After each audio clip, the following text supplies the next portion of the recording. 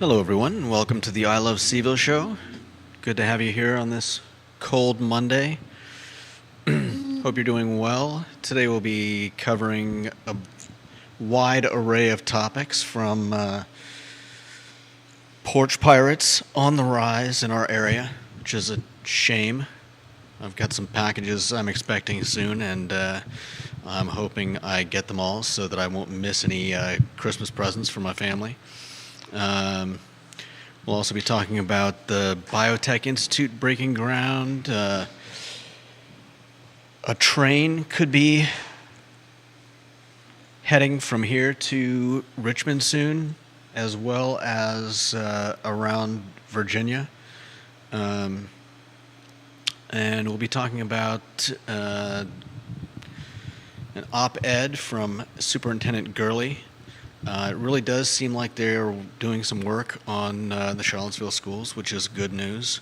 And I think we can all say that we want the best for all the students there. And I hope they are able to push things in a bright new direction for everyone involved at the school, and really turn things around.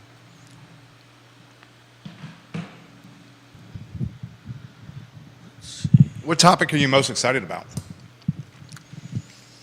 I'm kind of excited about this train. I think it's a You a train guy? Are you a train kind of guy? I mean, everyone loves the concept of a train, but do you think a train will have an impact? Yeah, I think it'll have an impact. I think just like building houses helps to alleviate problems in overpricing and other issues that we've been dealing with in the area. I think alternative means of traffic are great all around. I mean, obviously, we've been talking about what do you call them? Gondolas. You weren't crazy about that gondola idea. No, I wasn't. But that doesn't change the fact that alternative methods of transportation can help unblock some of the traffic issues that we have, not just in Charlottesville in general, but throughout the state. I love the gondola idea. Been trying to push the gondola idea for a decade plus. I know it's a pipe dream, but all right, we'll rock and roll here when you're ready. John Blair, welcome to the show. Trey Barham, welcome to the program. Viewers and listeners, give the show a like and a share if you're watching on Facebook. If you're watching on Twitter, if you can give us a retweet, that would mean the world to us as well. Live wherever you get your social media. On the Monday edition of the I Love Seville show, where we very much enjoy connecting with you, viewers and listeners. Logan Wells-Claylow, hello. We appreciate your support, Logan. Sincerely mean that. Thank you for watching our programs each day. We're grateful for you. Bob Yarbrough said he just returned from a trip to New York City and took the train. Nice. He's excited to hear about the news on the train coming to Richmond and wants to know what kind of train are they talking about. Judah's got that story for you today on the show. A lot we're going to cover. J-Dubs, I'm ready to rock and roll when you are. Quiet on the set.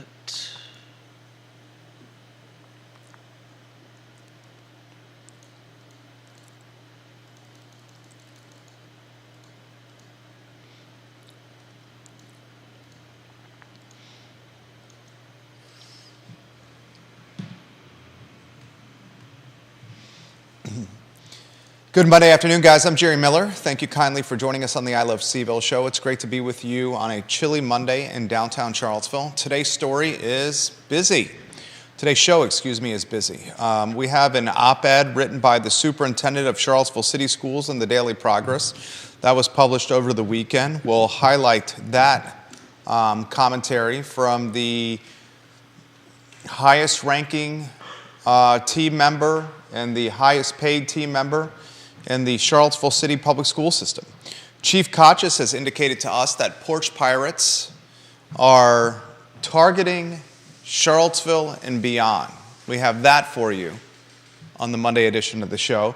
We'll talk trains, choo-choos, and trains connecting much of the Commonwealth of Virginia, including Hampton Roads, the New River Valley, and Richmond, Virginia, with additional funding and how that could impact our community. Huge proponent, yours truly. I don't want to speak for Judah, but I know him well enough to say I know Judah is as well, for alternative transportation methods. And trains offer alternative transportation methods for those of us that may not want to rely on cars or looking for different paths to get to places. We'll talk the Biotech Institute. I've highlighted this for months now, but it officially broke ground on Friday. And UVA is being straightforward. They're not beating around the bush. 2,000 new jobs, incremental jobs to the Charlottesville area, this Biotech Institute. We'll talk about thousands of additional jobs to this area and how that could impact the community on the Monday edition of the I Love CVille show. We'll talk Mike Brown, a Monticello High School graduate who is now a wide receivers coach at Notre Dame. Fantastic story. I know downtown Mike Brown and his family. Fantastic family. Downtown Mike Brown, the Monticello High School graduate who played quarterback at Liberty, who had a handful of years in the National Football League, most notably for the Jacksonville Jaguars. His parents, Mike Brown Sr. and his beautiful wife, formerly the owners of Brown's Fried Chicken on Avon Extended. Mike Brown Sr., a realtor for Real Estate 3 in the area. We'll talk the Browns and their son's success on today's show.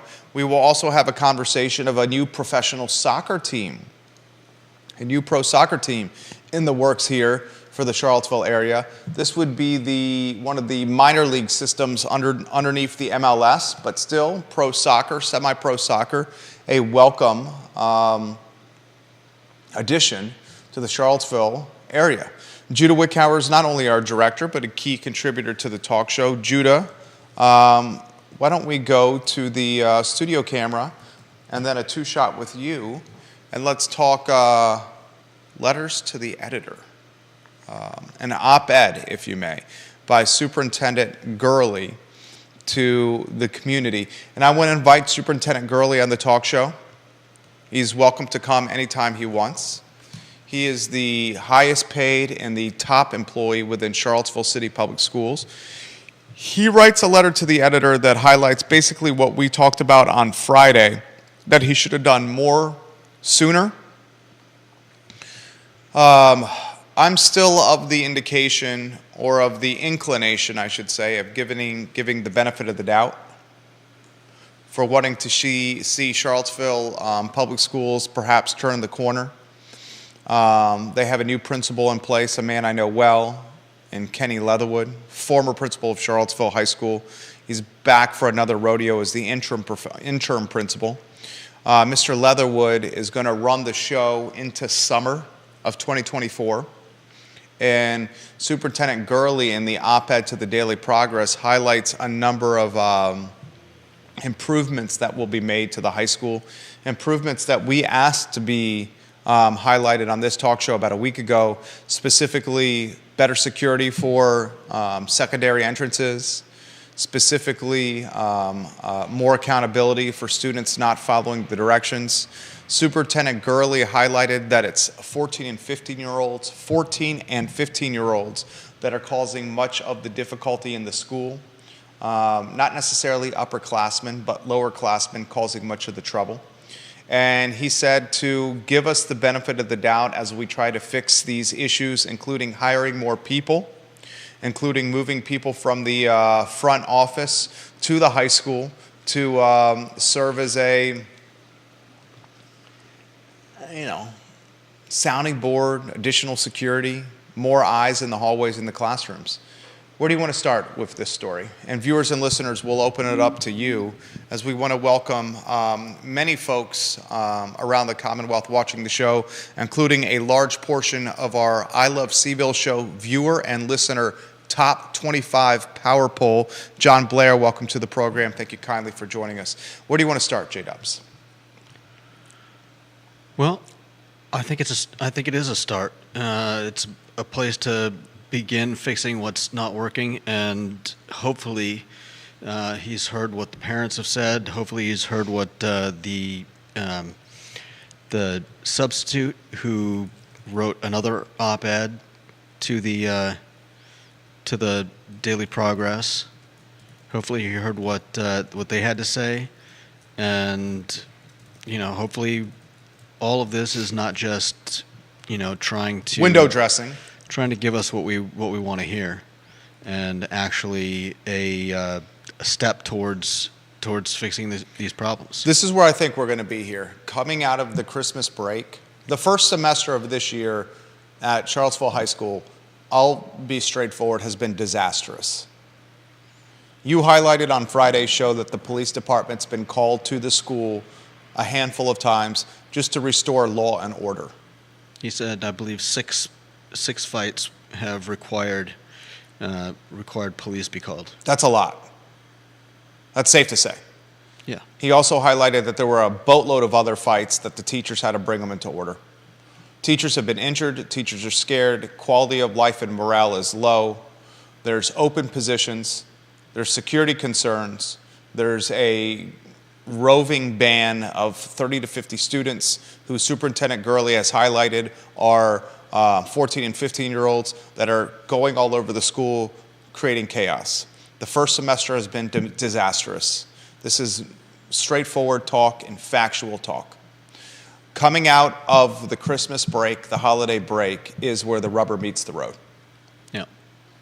You have a reset of the holidays. You come out of break into a second semester, into literally a new year, figuratively and literally, 2024. That's where the rubber meets the road. Parents are expecting transparency, communication, accountability.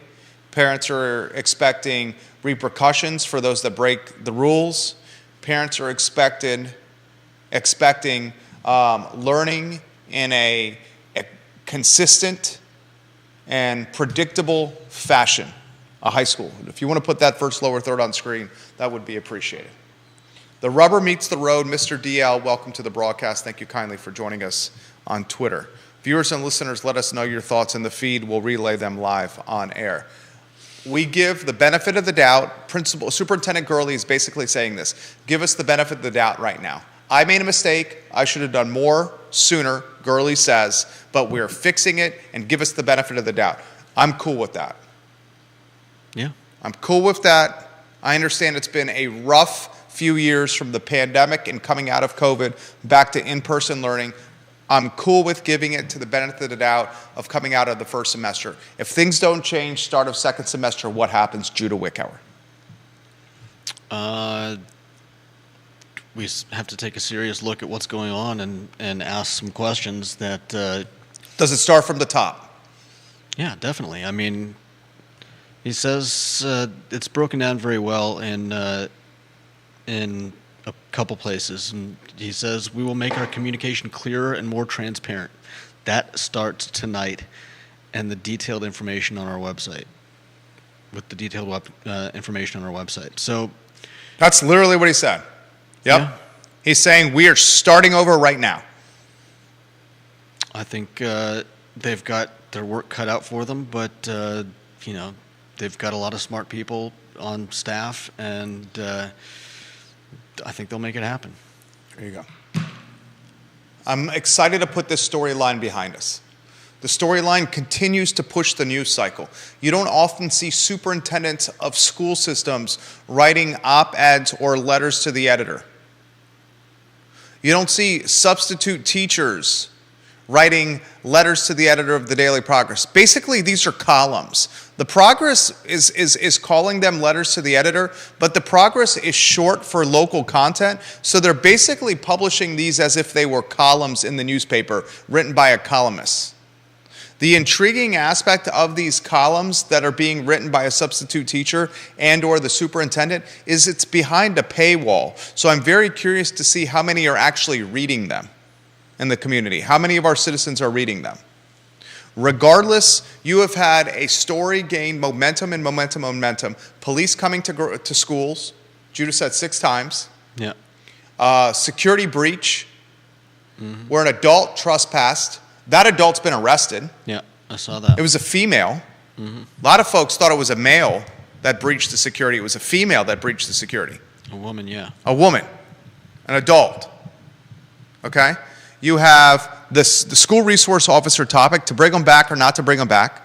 The metal detector topic, to put them in place or to not use them.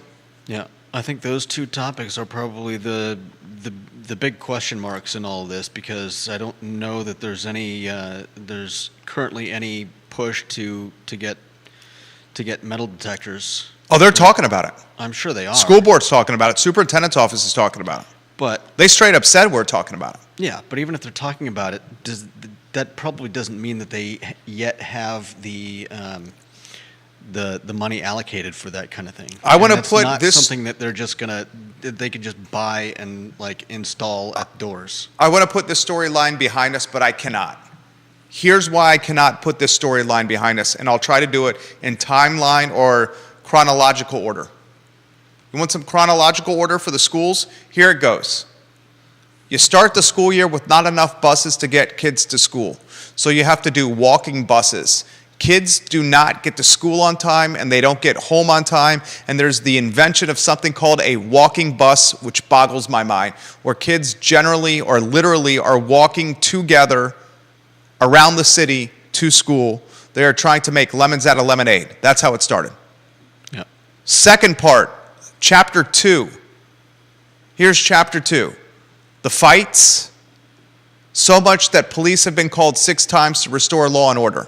Yeah. Chapter 3, the principal resigns unexpectedly and unplanned in the middle of the year and gives 13 days notice. Chapter 4, a brouhaha so significant before Thanksgiving that police were called yet again, and an adult was let through a side door, scaring the bejeebus out of everyone. Chapter 5, a planned sick out for the Friday before Thanksgiving, where they did not have enough teachers to staff the school, so they had to close it unexpectedly about an hour and change before the school day started, letting parents know there's no school because we don't have labor to staff it. Yeah. Chapter 6, the sick out extends into Monday and Tuesday before Thanksgiving, where the teachers are basically saying, we want a hard reset, we're not showing up to work.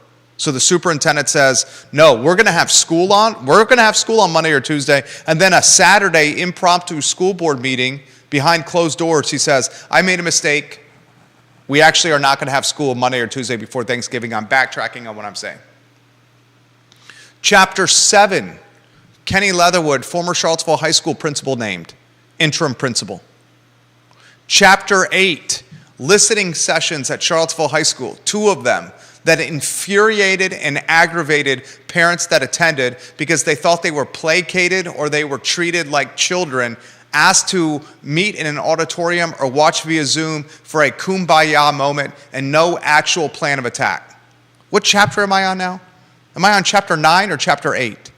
There's so many chapters to this Stella novella, I've lost count. Let's call it chapter 8. Let's call it chapter 9.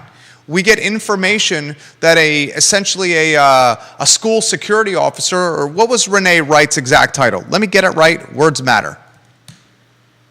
Regine Wright is her name. Hold on. Regine Wright. I'm looking her up so I get her exact title for you. A former Charlottesville police detective who briefly served as the coordinator for school safety and security for Charlottesville City Schools. She resigns unexpectedly after only 3 months on the job. She goes on Courtney Stewart's talk show and said, I quit because the high school was breaking the law in response to an alleged sexual assault and not reporting it to the proper authorities.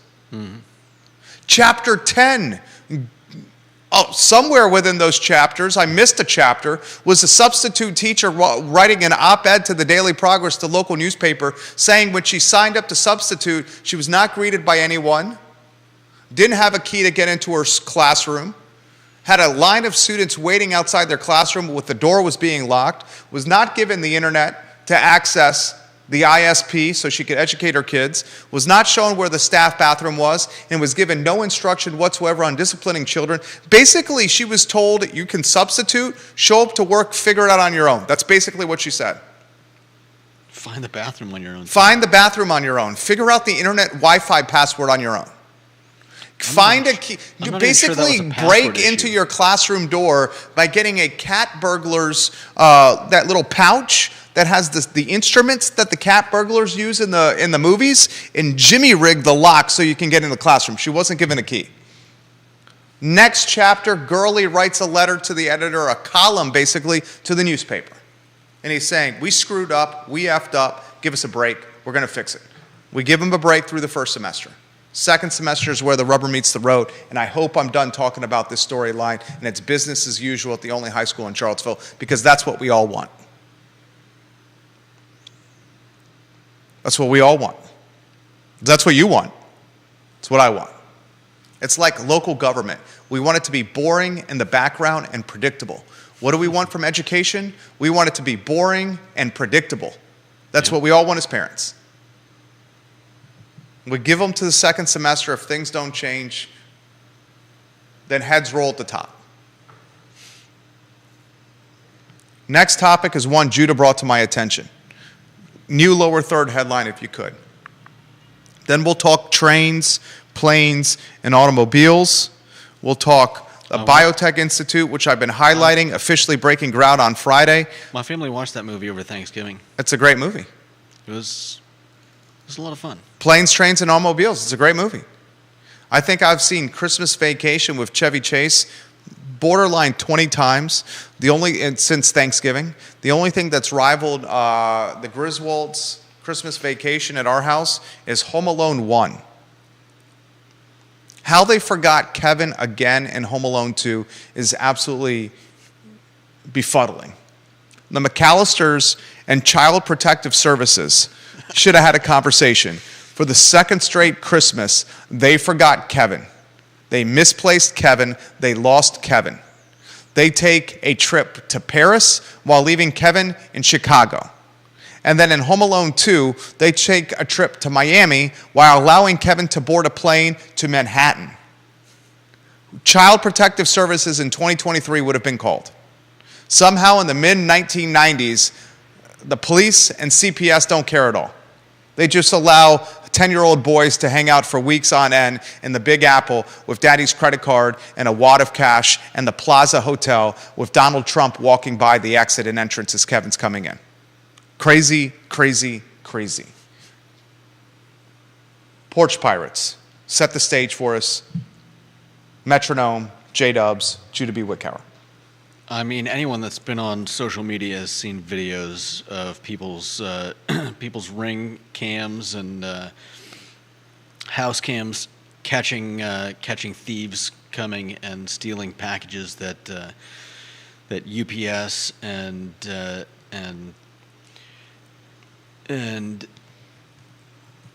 United States Post Office and whoever else comes and leaves on your doorstep.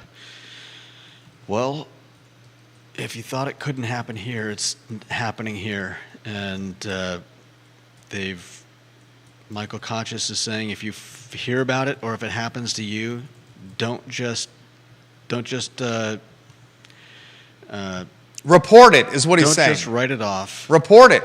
Yeah, report it, because it's probably not just happening to you. And somebody... There's a Porch Pirates criminal ring. Whether it's you or someone near you, someone probably has those people on camera.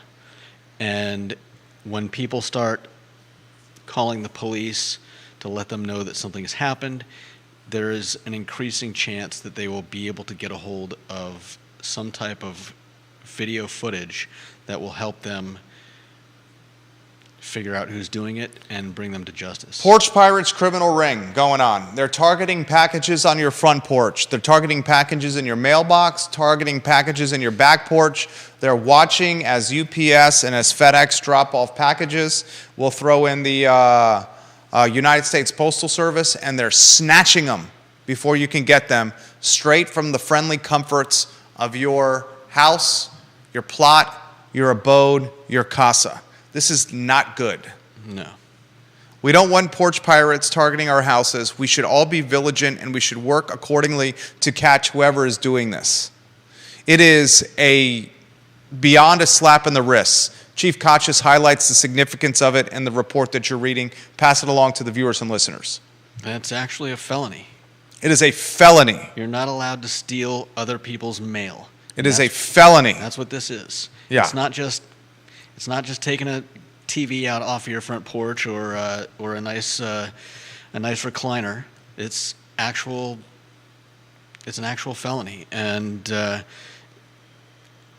some people might not be ordering all that much, but for those who are ordering expensive presents for their family, friends, loved ones, that could mean a Heartache loss. at Christmas. And you think about this. Obviously this is a stinker of a situation, but I want to highlight this. How archaic is the concept of dropping off hundreds, if not thousands of dollars in packages and gifts on people's doorsteps, just leaving them outside for hours? I want to just try to unpack this with me, ladies and gentlemen. We have box trucks driving around cities in America, this city, Charlottesville, trucks marked with FedEx or UPS or United States Postal Service branding on them. Anyone that sees these trucks pull up to a house, they are very easily aware that a package is about to be taken off the truck and dropped off at the house. These packages, hundreds of dollars, thousands of dollars, are then left unattended on the front porch or in the mailboxes or on the back door, the back porch of people's homes. The extent of the security measure is the FedEx driver or the UPS driver taking a photo of the package being dropped off on your front door. That's the extent of it.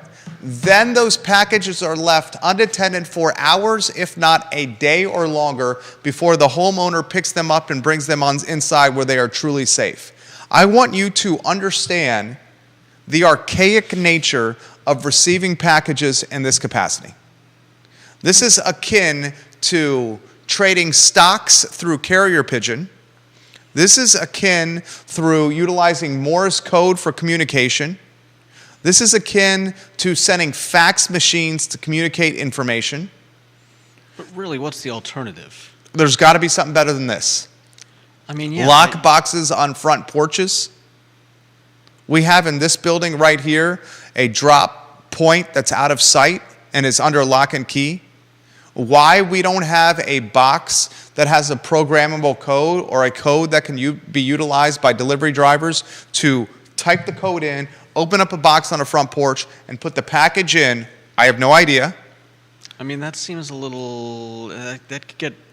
Is the FedEx driver expected to? It's in the notes of the FedEx driver delivery. Okay. It's in the notes of the delivery for the FedEx or UPS guy. Leaving a package on the front porch at the time of Christmas, what Chief Kachis is saying, we have a porch pirates ring targeting Charlottesville. This is the definition of stupidity. This is basically saying, here's the front door to my house. I'm going to leave it open and unlocked. Not only unlocked with the door closed, but the door literally open. And I'm not going to come back to my house for hours. Take whatever you want. You're putting a box dropped by a truck that clearly delivers boxes and prizes and presents, and you're saying, leave this prize and this present on my porch, and I'm not going to pick it up for hours. Can you think of a more archaic way of doing business in Charlottesville and in the world right now? What is more? Compare it to something that's also archaic. Thieves wouldn't even need to follow a truck around. You can just drive through neighborhoods in the late afternoon. There it is. If you're a thief, all you have to do is, well, there's the UPS truck. It looks like it's going down Locust right now. It just finished on High Street? Let me go hit High Street. Then it's going to go to Locust. You could just follow the truck's route. The truck does the same route every day. Yeah, for the most part.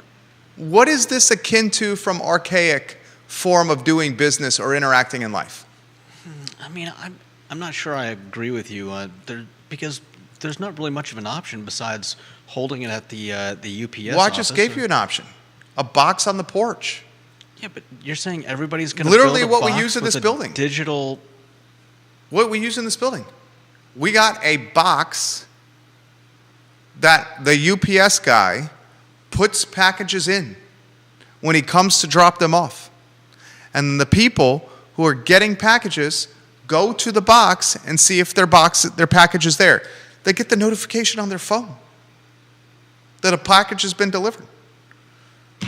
Type the code in, put the package in a box, take a picture with your phone if you're a delivery guy, and leave. And if you're getting the box, you go to the box, you take it out of the box, and you take it up to your office. Okay, but are you actually suggesting that everybody build a box? You don't have to build it. They sell these. This literally is a product that you can purchase online, and it's not that expensive. Look it up. Delivery Box Protector. They sell them on Amazon. They sell them everyone. Delivery box for porch on Amazon. I'm literally looking at one right here. In fact, it's $60. Here it is on screen. We got this one that was $250. This is not anything crazy. Who's to say they won't steal the box? You know how heavy this box is? I do not. It's extremely heavy. And you Okay. know what the number one, you know what it is? It's perception management. You know what the number one porch pirates, the number one thing a porch pirate looks for? Opportunity. A box on a porch. You know what happens if you just take the idea of the visual of a box on a porch out of the equation and say, oh, I'm driving by. Wait, there's no cardboard box on the porch? I guess I'm not going to target that house. You know what one of the number one measures, one of the best measures to keep a home invasion or home robbery from happening? Lights. Lights. You know what number two is? Car in the driveway. Car in the driveway. You know what number three is? No, I don't. You're 2 for 2. Yeah, I know. A I'm dog. just guessing. A dog. It's not gun or having Rambo behind the door. It's having lights on, a car in the driveway, and a dog of any size. It could be a freaking Chihuahua, but if it alerts the owners or pretends to alert the owners or barks so people think there are people there, Yeah. it makes a difference. Mm-hmm. Get a box.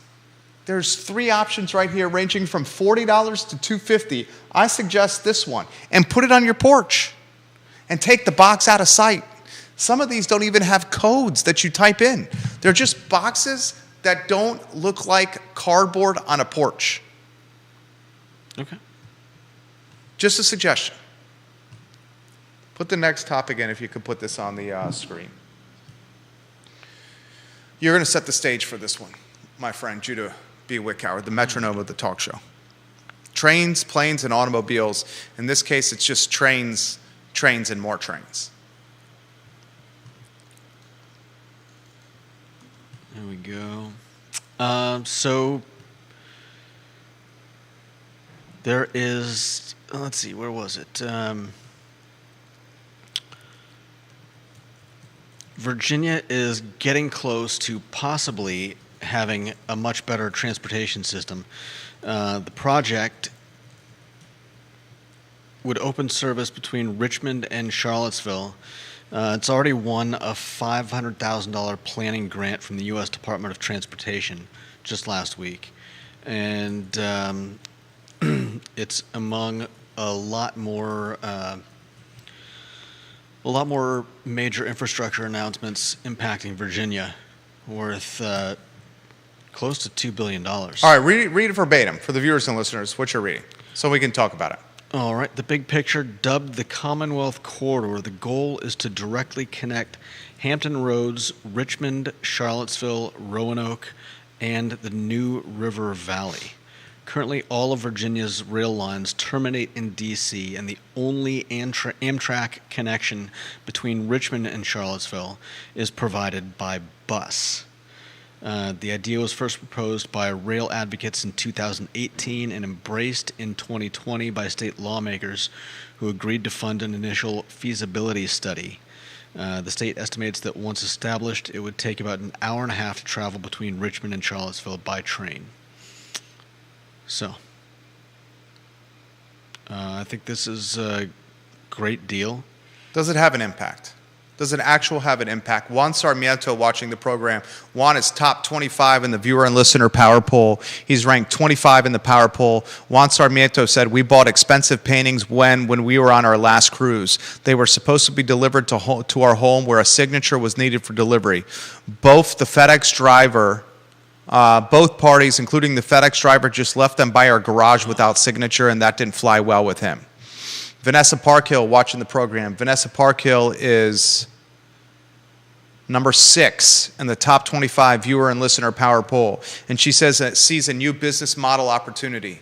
If you work from home, you could get paid a small fee to receive your package so it does not sit outside. You're basically a drop-off point for a neighborhood. A custodian or a babysitter for packages, if you may. I work from home, drop them off at my house, go to Big Steve's house, use Big Steve's address, because Big Steve works in his tighty-whities and his robe 9 hours a day, 5 days a week. Have Big Steve in his tighty-whities and his robe sign for your package, and then pick up the package from Big Steve at the end of the day when you get off the clock. Yes, you're going to have to see him in his tighty-whities and his robe, but that's worth it so your porch pirates don't target your house. Deep Throat, watching the program, he was number 1 in the top 25 power poll. He says he loves that Mike Kochis is taking piracy seriously. He wonders if the Commonwealth's Attorney's Office will pursue charges and call this a felony or ask for a lesser punishment. Deep Throat says, in much of Charlottesville, porch piracy is hard. You will need a car because the city is not walkable. The car has plates. People have cameras. You will get caught. And most of the boxes have stuff that probably is fairly unattractive to fence. How often do you win the laptop lottery? In more dense cities, you could do porch piracy on foot and disappear into the city. Amazon has a program where you can give them the ability to open and close your garage door using certain smart garage door opener systems. Overall, given the priorities of law enforcement and the practicalities, mass retail theft is better risk reward. Suzanne Daly says, Big Steve and his tighty-whities. I'm peeing right now. You don't want to see Big Steve in his tighty-whities and his robe. He's got a coffee stain on his robe here from dribbling coffee down his chin, and has stained his robe, and he's doing Zoom calls without the background on so he can stay in this gear. Jason Howard, watching on Rio Road. Is Jason Howard in the top 25? Because he better be. Oh my goodness gracious, I'm not seeing Jason Howard in our viewer and listener top 25 right now. That is a travesty. Who put this list together, Judah? Who put this ranking together? I don't know. I keep getting email after email after email after email about this thing. I don't know. Jason Howard, King of Rio Road, you're now 26 in the viewer and listener top 26 power poll. He says, I believe I read the article about the train service expansions in Virginia. In addition to what you are talking about, I read that service between Charlottesville and D.C. would expand from 3 days a week to daily service, Judah. He also says, will the expansion of service to RVA be frequent and quick enough for people to commute by train to the city or vice versa? And therein lies the rub, in my opinion. Yeah, that's the great question. Therein lies the rub. If it's just if you can't use it for work, it becomes far less useful. Bingo. There it is. Is this like my brother-in-law hopping a subway from, I should know where he is in Connecticut. Is it Norwalk?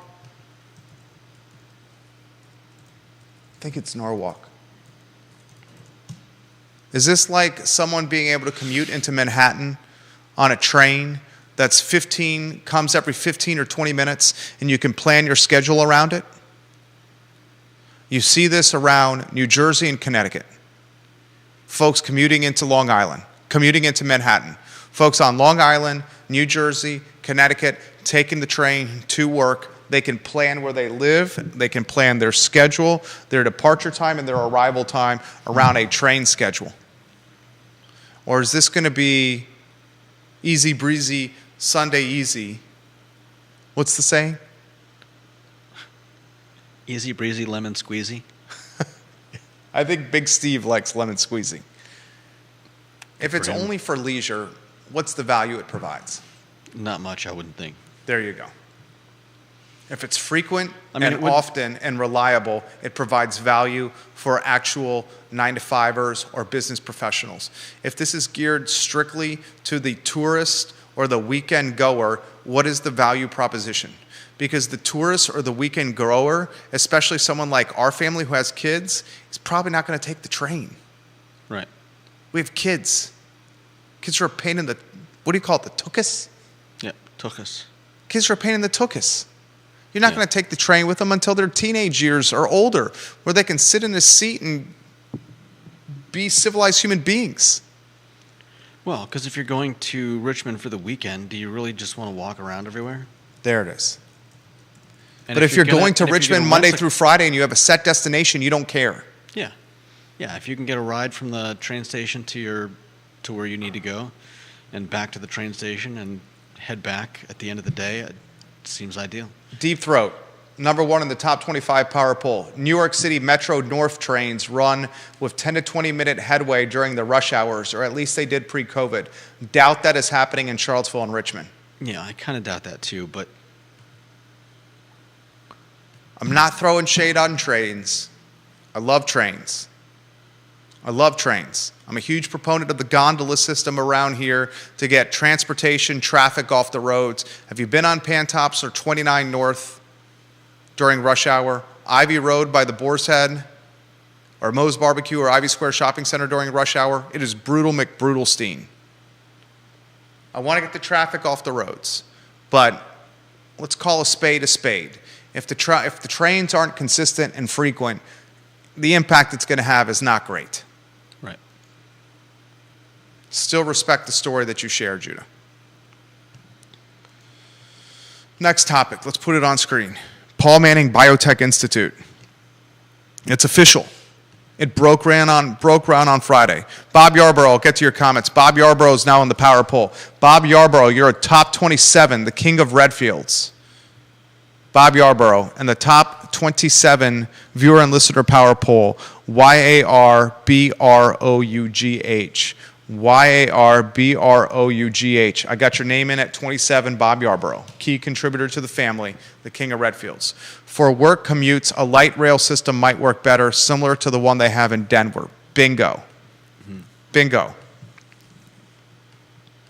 I would bet you there's a lot of people that are commuting in this little area.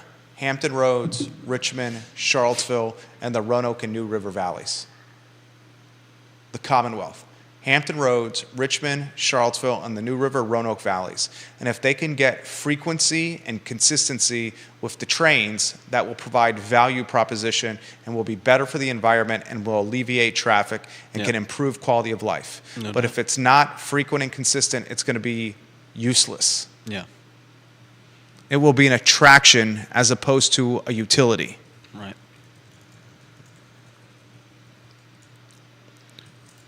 UVA is straight up telling us you're going to have 2,000 minimum new jobs to the area because of this school, the biotech school. They broke ground on Friday. I've been singing this song for a year. Since Paul Manning announced a $100 million donation to UVA to fund a biotech school, I've been utilizing this platform to say thousands of jobs are coming to this area for a year. And now in a press release, in a story written by Josh Barney for news.virginia.edu, interesting sidebar, when I was a staff writer for the Daily Progress, my first job out of UVA was as a stringer, part-time reporter for the Daily Progress. I then parlayed that stringer position into a staff writer position, and then that staff writer position I parlayed into an editor position. While working at the Daily Progress, Josh Barney was there. He finished his career as the city editor for the Daily Progress, and I believe was the interim managing editor of the Daily Progress at one time, now a PR contact for the University of Virginia. Josh Barney was one of the best editors I had the privilege of working alongside. He was knowledgeable. He was a fantastic editor. He understood the concept of editing a story on deadline, where he didn't get too much in the weeds, but he made the copy flow better. He was a true professional. He writes this release. It was published this past Friday on the Paul Manning Biotech Institute. You had Paul Manning there, of course, $100 million from he and his wife. You had UVA Health CEO Dr. Craig Kent. You had Jim Ryan there. UVA Rector Robert Hardy was there. Glenn Youngkin was there. Friend of the program, Lloyd Snook was there. Just saw him walk down the hall. You had the heaviest of heavy hitters there. And buried deep into this story, they talk about the 350,000 square foot facility at Fontaine Research Park. They talk about the $100 million donation from philanthropists Paul and Diane Manning. I love the Mannings, what they're doing here. They talk about Glenn Youngkin being there, Ryan being there. They talk in this article about Youngkin announced that he will ask the General Assembly to invest an additional $50 million into the Institute on top of the $50 million the state has already committed. You're up to $200 million right now, guys. You talk Paul Manning, the Chief Executive Officer of PBM Capital, a healthcare-focused investment firm. They got all this fantastic content in this story that Josh put together. But at the bottom of the story, you see one of the key little factoids. And you're talking 2,000 new jobs coming to the area. And we're talking six-figure salaries for these new jobs. And they're talking that this impact will be felt in the region no later than 2026. Officials expect to have new construction completed and the facility open and occupied by 2026. So in 2.5 years, and it's going to happen before that, the new jobs that are coming, you'll have 2,000 additional six-figure jobs in the area. If we're not seeing the writing on the wall that the housing market is going to get throttled and values are going to uptick even more and demand is going to go through the roof, then you're not reading the tea leaves correctly. You're not reading the tea leaves correctly. And this is not the only driver of incremental jobs and six-figure salaries to the area. I've, on this platform, highlighted this for years now. I've said on this platform I expect the population to increase in this area 5,000 to 8,000 people within 5 years, and I stand by that statement. Where are 5,000 to 8,000 people going to live? Better yet, who are the 5,000 to 8,000 people going to squeeze out that are current residents? That's what's going to happen. Yeah. You're talking to 5,000 to 8,000 current residents gentrified out of the community. Northrop Grumman, couple $100 million in Waynesboro, average salary $94G. They're not living in Waynesboro. Data science, UVA expanded enrollment, and how about a cool $11 billion from Amazon and Louisa? They're not living in Louisa.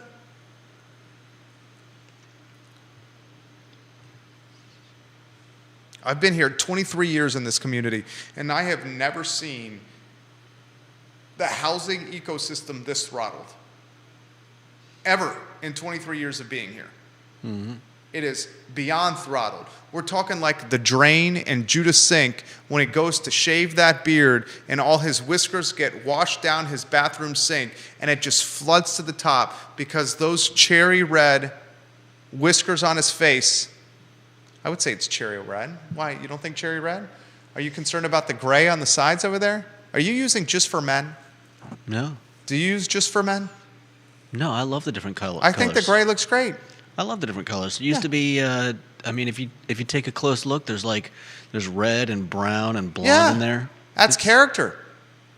Yeah, sure. Does your bathroom sink get clogged with those whiskers when you shave? Are you having to use some, the hanger and shove it down there to pull them out? No, I've never had a problem like that. You've never had a drainage issue? Come on, you've had a drainage issue. No. Never had a drainage issue once? Not like we did when I was living with my parents and my sisters would get their long hair. Whoa. Where are you going with that? Nothing to do with beards. They're long hair. Okay. Wasn't alluding to beard. We'll leave it at that. This is a PG-13 show. Alrighty then. It's PG-13. They're straight up saying it now. And it's important for us to highlight so you can have the conversation. Next headline, if you could put it on screen, then viewers and listeners, we're going to open it up to your comments here on the talk show. Deep Throat says, number one in the family, he says, I'm looking at the map. The train line does run near Richmond Airport. And he would definitely ride the train to the plane if there was service a couple times a day. Train to the plane, I like that. That's some branding right there. Take the train to the plane. Or take the plane to the train. Just don't bring the cane on the train to get to the plane. Unless you're insane. That was good. Well done. I like when you do stuff like that. Unless you're... Trey Barham watching on LinkedIn. My Prime driver has my garage code. Opens, drops, Nice. closes, and puts the package inside completely secure. That's what I'm talking about. Trey, are you tipping your Prime driver that? That's what I'm talking about. Are you tipping your Prime delivery driver for this service? Comma, or is it expected?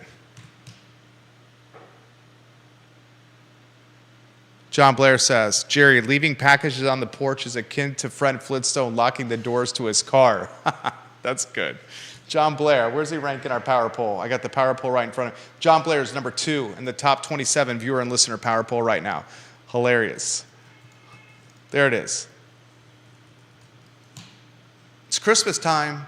Let's leave our iPhones and our MacBooks and our iPads and our smartphones and our children's bicycles and our children's tablets and our televisions that we ordered on Amazon or whatever e-commerce platform we shop on, and let's let them stay on the front porch of our house or next to our mailbox for hours unattended and just hope that mankind will abide by the golden rule and not steal from us. Neil Williamson says, beard talk with JW.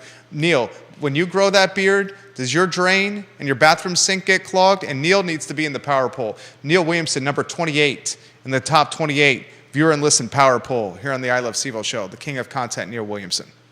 Who's got the best beard in Charlottesville, do you think? Bob Yarborough's got a damn good beard. I was talking to a guy at the grocery store the other day who had a pretty impressive beard. His name was Marlon. Oh, man, we got to put Marlon from the grocery store in the best beard game in Charlottesville. Tell me about Marlon. He doesn't work at the grocery store. He's just Who's a patron? I think I've seen him around downtown before. And Judah wouldn't have conversations with me in the studio, and he won't conversate with the guests that are walking in for other shows. But Marlon with What the are you beard talking game, about? he's going to chitter-chatter Marlon's ear off. I'm just giving you a hard time. Does Marlon condition his beard? Curtis Shaver's got a great beard, too. Does Marlon condition his beard? you know, I forgot to ask him that question. Well, can you tell? Was it soft and fluffy, or was it coarse and rough? It looked a little wiry, but Wiry? I wasn't getting my hands in his beard. It's a little too personal. Wiry, not just for physical attribute and an adjective for physical physique. It was a beard. I don't remember him having a mustache at all, and it was bushy and white. Oh, a Probably bushy and about, white beard 2 or 3 inches long, with no mustache. I'd say, yeah. Jason Howard leaves this impressive. comment. Jason Howard, number 26, and the viewer and listener power poll. He says, if service was frequent enough for daily commute between Charlottesville and Culpeper, that could open up all that housing stock to Charlottesville workers. Take some pressure off Charlottesville and Albemarle. That's a great comment. Yeah, no doubt. And I'll highlight what Jason Howard's saying. You want to talk housing affordability? Transportation and housing affordability go hand in hand. Yeah. Because if people are forced to go to Buckingham or Nelson County to buy houses in the sub $300,000 range and then are expected to drive in their vehicles 1 hour to the epicenter of employment, Charlottesville, and 1 hour home from the epicenter of employment back to their house, the affordability from buying a house under $300,000 in Buckingham and Nelson and Waynesboro, Augusta County will be eviscerated, evaporated, eroded. You can't call affordability and Buckingham and Waynesboro and Augusta if you have to drive an hour every day to Charlottesville because all the money you saved on a house is going to go away from wear and tear and gasoline. Yeah. That's not affordable. Key to housing affordability, number one key to housing affordability, it's not upzoning. It's not lower interest rates. It's not building new construction, additional homes. It's not rent control. It's not limiting red tape. It's not government getting involved. It's transportation and making it ubiquitous, approachable, and reliable. That's the first key to creating housing affordability. And right now, do we have ubiquitous and approachable transportation in the area? Would you say we do? Nah, dog. Never had to use it, so. Oh. All right. What's the most ubiquitous and approachable transportation in the Charlottesville area right now? What would you call it? The most ubiquitous and approachable? Yeah. And affordable transportation and reliable transportation in this area right now. I have a clear-cut answer to this. I'm curious of what your take is. The cat bus? I don't think it's that.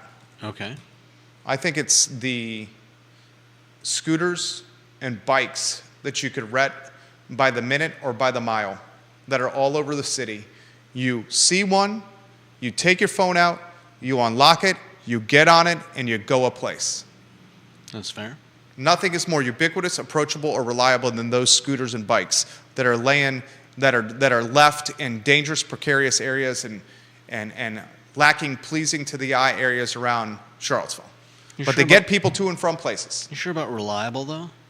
What's not reliable about them? You see one, you get on it, and you go. What if you don't see one? It shows you on the map, on your app, where they're located. Does it? Yeah. Okay, cool. You just bust out your app and be like, oh, there's one right there. Let me head over there. I didn't even know there was an app. Yeah, there's an app. There's an app for that. What's that saying from? There's an app for that? I don't know. It sounds vaguely familiar. All right, 2 items out of the sports notebook. Mike Brown is a Monticello graduate. He's been named the wide receivers coach at Notre Dame. This is a local guy that graduated from Monticello High School that is now a wide receivers coach at Notre Dame. He played high school football for Bud Bicknell at Monticello High School, high school basketball for Kareem Martin at Monticello High School, and he played baseball for Mark Mason, Pete O'Malley at Monticello High School. He was a 3-sport star. I made a legitimate argument multiple times that his best sport with the most professional upside was baseball and not football, but he loved football. He took the Mustangs deep in the postseason as a quarterback. He went to Liberty, where he was a star quarterback at Liberty for Danny Rocco, signed with the Jacksonville Jaguars, had 35, 36 catches and a couple of touchdowns in his NFL career. Short career, but he still made it to the big leagues and earned money playing pro football. Then he started an assistant coaching career, first at Michigan, where he was essentially a grad assistant. Then he went to Delaware, he went to Liberty, he went to Cincinnati, and now he's at Notre Dame. Downtown Mike Brown is a success story. His parents, the former owners of Brown's Fried Chicken on Avon, they sold that business and that real estate for a nice payday. A nice payday. I used to love Brown's Fried Chicken on Avon, where you can get $10 of gasoline on Avon and walk away with a free piece of fried chicken. Did you ever do that? I never did. You never did? No. Go to Avon. I don't think they offer it anymore. Get $10 of gas, and next thing you're leaving with a nice fried chicken breast. I'd eat the fried chicken breast in the car while getting my gasoline. Ugh. What? You really want a greasy steering wheel? A greasy steering wheel? You get a napkin. A napkin for a, okay. The problem you have with the free fried chicken with $10 of gas is the greasy steering wheel? No, I didn't say I had a problem with it. Well, you said ugh. Yeah. Because you're talking about eating it right there in your car while your gas is pumping. And, well, it's piping hot. You want to eat it. Okay. I think you would have loved it. You love fried chicken, don't you? I do love a good fried chicken. Bob Yarborough says beard oil is a necessity. Juan Sarmiento says, where I've are got these some poll beard oil. results? That's a great tip from the viewers and Where's the listeners. what? We need to publish the power poll of viewers and listeners on iloveseville.com. Thank you, Juan Sarmiento, for making the show better. That's exactly what we're going to do. We're going to take the viewer and listener power poll, and we're going to publish it with names and a bio picture next to their name and their ranking. Unfortunately, not. Deep Throat, what do we use for your photo, Deep Throat? You're number one in the power poll. You have anonymity. What do we use for your photo and the power poll next to your moniker, Deep Throat? Any suggestions, Judah? Picture of a guy with a trench coat and a fedora, like on the incognito browser. Okay, there we go. That's the best suggestion we got so far. I'm open-minded to any ideas. He says, Alfred E. Newman headshot. Why is that funny? You guys are smarter than me. You don't know who that is? Tell me who that is. Come on. Oh. From Mad Magazine? Okay. We can use that. Can we use that? Do we have the copyrights to use that? Were you a Mad Magazine guy? Yeah, for a while. When I was younger, when I was living in California. You like Mad Magazine? It was fun. I remember the all Star Wars Mad Magazine specials and things like that. They were they had some Neil Williamson funny says, jokes. Neil Williamson says for Deep Throat, we need to use Smoking Man from X-Files for Deep There Throat. you go. That's another good one. Neil Williamson, that's a good one. Neil Williamson is in the power poll. Neil Williamson's name is going to be there with the moniker King of Content as well, and a link to the Free Enterprise Forum. I'm responding, that's legit. All right, last item out of the notebook before we get to your comments, viewers and listeners. There's a semi-pro soccer team coming to the area. My wife sent me this news. It's the Charlottesville Blues. This is a few tiers below MLS. They're going to play soccer at St. Anne's Belfield. So it's essentially the minor leagues of MLS, and a minor league team will be here in Charlottesville. Their first match is in May of 2024. I say I'm all for it. Sports, getting our youth focused and involved in sports with teams to cheer for and away from screens and smartphones and tablets, I'm all for. I'm a huge team sport proponent. I think we learn lessons in life from sports that we don't in other vicinities or realms. Getting our kids involved in sports, whether it's squash or football or basketball or baseball or soccer, pickleball, tennis, whatever the hell it is, getting our kids off screens and competing with other kids is a good thing. Screens are no bueno, chico. And I'm saying this while hosting a talk show on a screen. Vanessa Parkhill has a comment for Deep Throat. Vanessa Parkhill in Earlysville, and Vanessa Parkhill is in our power poll. She checks in at number 6. She says Deep Throat should get to provide an avatar for his profile.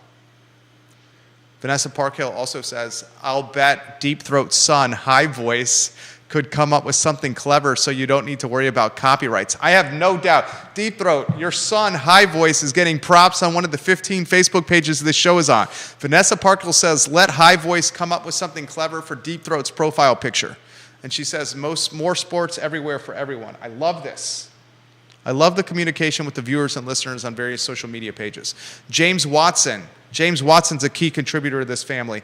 James Watson is number 5 on the power poll. And James Watson says, I used to commute to D.C. for work, and the local train was not ideal. Now most people doing that work are working remotely, so as much as I love the idea of a commuter rail, I can't see a 5-day-a-week demand for commuters here anymore. Bingo. That's exactly what I think. Exactly what I think. I think unless the train is more frequent or reliable and it comes at a more affordable price, I don't see this having an impact. I just don't see it. And have you tried taking a train with babies or 5-year-olds or a 1-year-old? I don't think I've ever taken a train anywhere. My wife and I took the train from Charlottesville to Grand Central in Manhattan, and it was awesome. Now, it took way longer than what would have taken for us driving, but I had a couple of beers at the bar car. She watched a movie or two on her tablet. I was talking to strangers, including Marlon from the grocery store. What was his name? It was Marlon. Marlon, the wiry bearded man from the grocery store, and Big Steve in his beard and his tighty whities. We were chatting it up in the bar car while my wife had her earbuds in and was watching, what was she watching? She was probably watching like Bones. She loves the show Bones. Loves watching Bones. And it was great. But I wouldn't do it with kids unless you had a sleeper car, and that ain't cheap.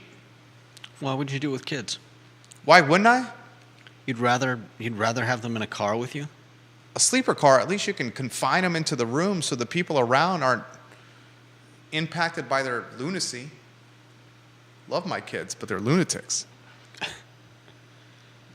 John Blair, you're 100% correct, Jerry. Land use without transportation solutions is like a 5 easy pieces without the bacon. God, that's one of the best comments John has made.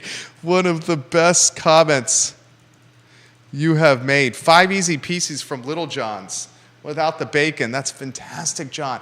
Little John's is coming back. I got the message from their Instagram account that they're coming back next year. Wow. I think Stefan Friedman is behind Little John's coming back. All right, I got a 2 o'clock. Judah Wickhauer, Jerry Miller, the I Love CVille show. We are back tomorrow at 10:15 with the Jerry and Jerry show. So long, everybody.